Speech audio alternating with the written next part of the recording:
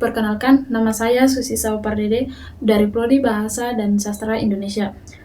Saya di sini membuat tugas mata kuliah menulis kreatif sastra dari dosen Ibu Pengampu Berliana Simanjuntak, SPD MM. Saya di sini menjelaskan ringkasan materi dari bab 1 sampai bab 8. Baik, saya mulai. Bab 1 yaitu konsep dasar menulis kreatif. Di sini ada hakikat menulis kreatif. Menulis kreatif adalah proses mengekspresikan gagasan, emosi, dan pengalaman melalui medium bahasa dengan cara yang imajinatif dan artistik. Menulis kreatif bukan sekedar menyusun kata-kata, tetapi tentang membangun dunia baru, menciptakan karakter yang hidup, dan menyampaikan pesan universal sebagai melalui narasi yang kuat. Genre dalam sastra dan eksplorasi kreatif. Pertama, puisi.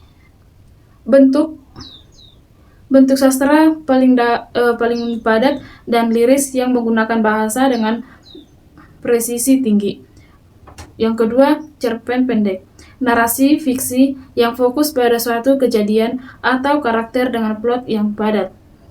Bagian ketiga, drama. Karya sastra yang menulis untuk dipentaskan di atas panggung. Bagian kelima, novel. Bentuk pesan naratif yang panjang dan kompleks dengan pengembangan karakter yang mendalam, plot berlapis, dan tema-tema yang kaya. Lanjut bab 2, di sini membahas proses dan modal menulis kreatif.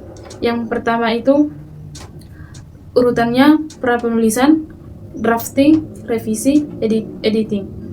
Nah, bahasa sebagai medium estetika. Bahasa dalam sastra bukan sekedar alat komunikasi, tetapi medium artistik yang membawa nilai estetik. Yang kedua, mengasah imajinasi. Imajinasi adalah modal utama penulis kreatif. Bagian ketiga, olah rasa dalam penulis. Kemampuan mengenali, merasakan, dan mengartikulasikan emosi adalah kunci menulis yang menyentuh hati pembaca. Selanjutnya, bab 3 yang membedah struktur dan unsur puisi. Pemilihan kata dalam puisi. Dalam puisi, setiap kata memiliki bobot yang signifikan. Pemilihan kata atau diksi tidak hanya mempertimbangkan makna denotatif, tetapi juga konotasi, bunyi, dan asosiasi yang dibawa kata tersebut. Kedua, ritme, tipografi, dan makna tersirat. Ritme puisi diciptakan melalui pola irama, panjang baris, dan pengulangan bunyi. Tipografi, tata letak visual puisi di halaman juga menjadi elemen estetis yang dapat memperkuat makna. Spasi, pemutusan baris, dan bentuk visual puisi berkonstruksi dengan cara puisi dibaca dan dirasakan. Selanjutnya pada bab 4. Teknik menulis puisi. Puisi bebas dengan puisi naratif. Puisi bebas tidak tertarik pada pola, rima, atau metrum tertentu, memberikan kebebasan maksimal kepada penyair untuk bereksperimen dengan bentuk dan bunyi. Fokusnya pada ekspresi yang autentik dan organik. Sedangkan puisi naratif menceritakan sebuah kisah dengan plot yang jelas, karakter, dan urutan peristiwa, menggabungkan elemen narasi dengan kepadatan bahasa puitis. Di sini ada 4 bagian, yaitu metafora kompleks. Metafora yang berlapis menciptakan perbandingan tak langsung yang memperkaya makna. Waktu adalah sungai, berkembang menjadi eksplorasi tentang aliran, perubahan, dan ketidakkeadilan yang lebih dalam. Yang kedua, simbolisme. Simbol adalah subjek, objek, karakter, atau peristiwa yang mempresentasikan ide abstrak. Yang ketiga, personifikasi. Memberikan sifat manusia kepada objek yang konsep abstrak, menciptakan kedekatan emosional. Sedangkan eksperimen gaya. Yang keempat, keberanian untuk mencoba bentuk baru, struktur tidak konvensional, dan pendekatan inovasi membuka kemungkinan artistik yang belum terjamah dalam dunia puisi kontemporer. Bab kelima membahas membangun cerita pendek, karakteristik cerpen, dan perbedaannya dengan novel. Cerita pendek adalah bentuk fiksi narasi yang singkat, biasanya dapat dibaca dalam sekali duduk. dengan fokus pada satu konflik sentral atau momen penting dalam kehidupan karakter. Berbeda dengan novel yang memiliki ruang untuk mengembangkan karakter yang kompleks dan plot berlapis, cerpen menurut efisiensi dan kepadatan setiap kalimat dalam cerpen harus berfungsi mewujud plot, mengembangkan karakter, atau membangun atmosfer. Pada pembahasan di bab 6, mengelola dinamika cerita. Teknik naratif yang membawa pembaca ke masa lalu untuk mengungkapkan informasi penting tentang karakter atau peristiwa. Yang kedua, teknik penyelesaian konflik.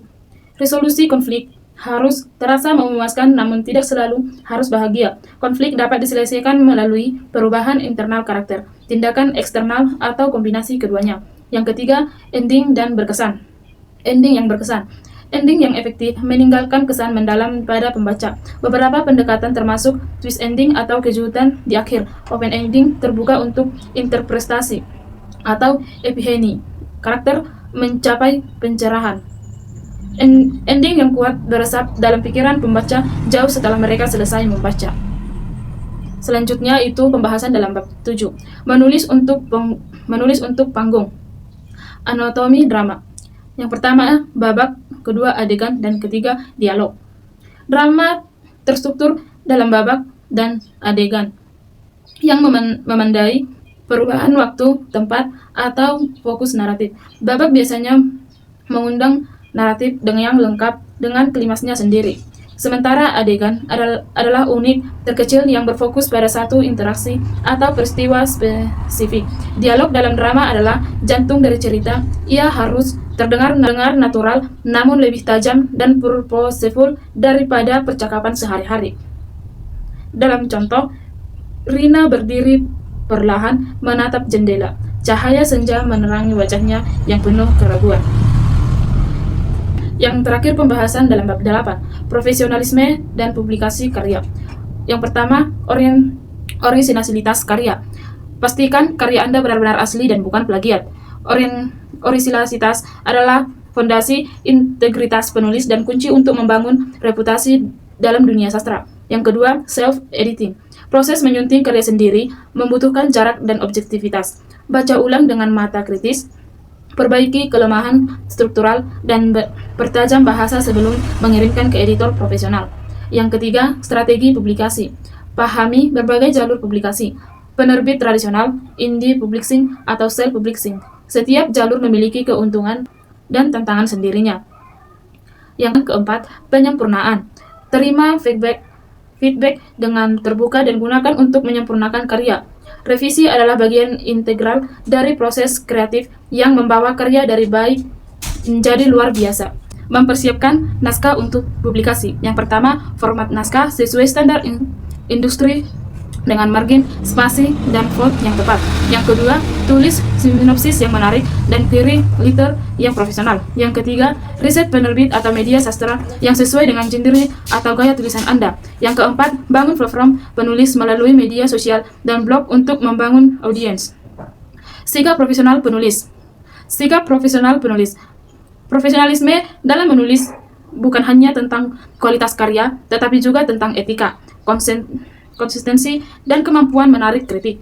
Bangun jaringan dengan penulis lain, hadiri lokakarya dan konferensi sastra, dan terus belajar dan berkembang sebagai penulis. Sekian dan terima kasih. Inilah yang dapat saya sampaikan tentang pembahasan dalam bab 1 sampai bab 8. Sekian dan terima kasih saya ucapkan.